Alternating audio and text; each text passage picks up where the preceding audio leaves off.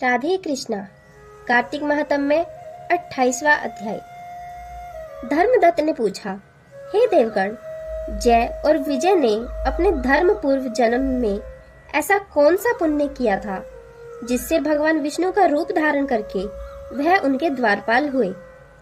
गणों ने कहा, प्राचीन काल में तृणाबिंदु की पुत्री देवहूति से कर्दम ऋषि द्वारा केवल देखने मात्र से ही दो सुंदर बालक उत्पन्न हुए। उनमें से बड़े का नाम जय और छोटे का नाम अजय हुआ। बाद में देवहूति के गर्भ से कपिल देव जी भी हुए। जय और अजय दोनों ही भगवान विष्णु के बड़े भक्त और धर्मात्मा थे। दोनों ही नित्य प्रति अष्टाक्षर मंत्र का जप करते थे और भगवान विष्णु का व्रत करते थे। भगवान भी उन दोनों भाइयों पर अत्यंत प्रसन्न थे और नित्य पूजा के समय इनको दर्शन दिया करते थे। एक समय राजा के निमंत्रण पर देवर्षि नारद गणों सहित राजा के यज्ञ में पधारे। उस यज्ञ में जय ने ब्रह्मा और अजय ने पुरोहित बनकर यज्ञ को संपूर्ण करवाया। यज्ञ की विधि पूर्वक समाप्ति हुई। मरुत राजा ने जय और अजय को बहुत सा धन दिया। वह दक्षिणा लेकर दोनों भाई अपने आश्रम में वापस आए। धन का बंटवारा करते समय दोनों भाइयों का आपस में झगड़ा हो गया। जय ने अजय से कहा कि धन के दो बराबर बराबर भाग होने चाहिए। अजय ने कहा, नहीं, जितना धन जिसको मिला है उतना धन उसका ही है। तब जय ने क्रोध में भरकर अजय को श्राप दिया, तुम धन लेकर नहीं देना चाहते हो, इसलिए तुम ग्राह हो जाओ। अजय ने जय का दिया हुआ श्राप स्वीकार कर लिया और जय को श्राप दिया, तू अभिमानी है, इसलिए तू हाथी हो जा। जब नियम पूर्वक दोनों की पूजा के समय जब भगवान उनको दर्शन देने के लिए आए तो दोनों ने भगवान से श्राप मोचन का उपाय पूछा। दोनों ने प्रभु से कहा, हे देव, हम दोनों आपके भक्त हैं, मगर हम हाथी की योनि में कैसे होंगे? हे कृपा सागर, श्राप से हमारा उद्धार कीजिए। भगवान विष्णु ने कहा, मेरे भक्तों की वाणी भी कभी असत्य न होगी। यमराज भी इसको अन्यथा नहीं कर सकते। पूर्व काल में मुझे भक्तराज प्रहलाद के कहने पर स्तंभ से प्रकट होना पड़ा था और राजा अम्बरीश के कहने पर 10 अवतार लेने पड़े थे। अतएव तुम दोनों अपने श्रापों को भोगकर फिर मेरे लोक को प्राप्त होंगे। इतना कहकर भगवान विष्णु अंतर्ध्यान हो गए। गणों ने कहा, तब वह दोनों गंडकी नदी के किनारे मगर और हाथी हुए।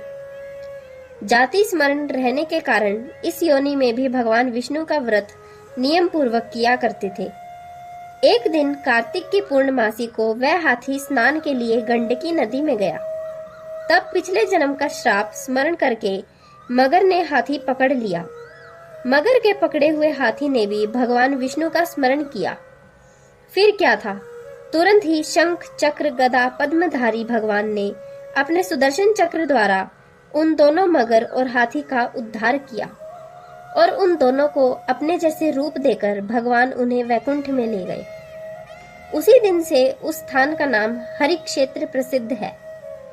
चक्र के आघात से वहां के पत्थरों में भी चिन्ह बने हुए हैं।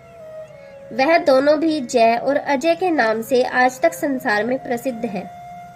हे विप्र, आपने भगवान विष्णु के द्वारपालों के संबंध में जो प्रश्न किया था उसका विस्तृत उत्तर मैंने दे दिया है।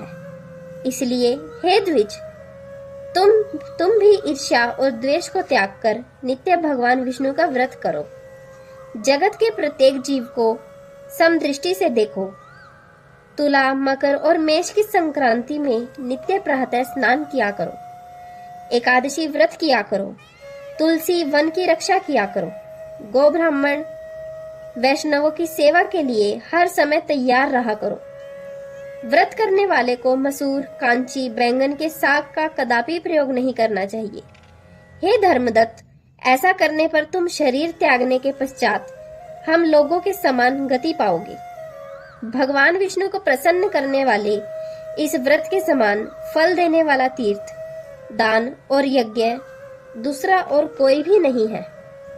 हे विप्र, तुम धन्य हो, क्योंकि तुमने विष्णु भगवान को प्रसन्न करने वाला व्रत किया है और जिसका आधा फल तुमने इस कलह को दिया है। उसके फलस्वरूप हम कलह को वैकुंठ में ले जा रहे हैं।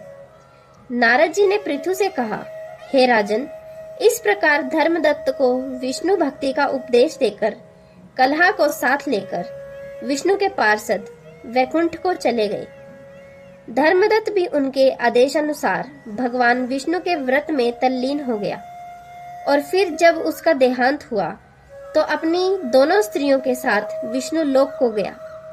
हे राजन, जो कोई भी प्राचीन काल के इस इतिहास को सुनता है और सुनाता है, वह अंत में विष्णु लोक को प्राप्त होता है। राधे कृष्णा।